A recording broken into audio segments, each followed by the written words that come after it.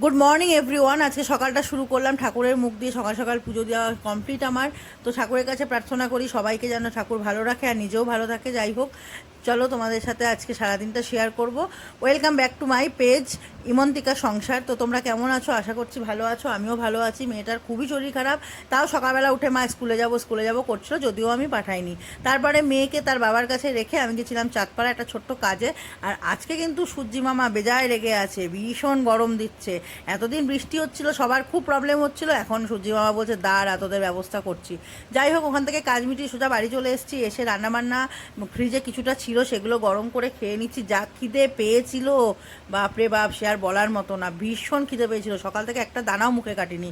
আর এদিকে মেয়ে প্রচণ্ড অসুস্থ থাকায় মেয়ের নিউলাইজ করতে হচ্ছে। আর দেখো, বাবা মেয়ে বাড়ি থাকলে যে কি করে কি আর বলবো, দুজনে মিলে মানে যা করতে থাকে সারা দিন এই করবে।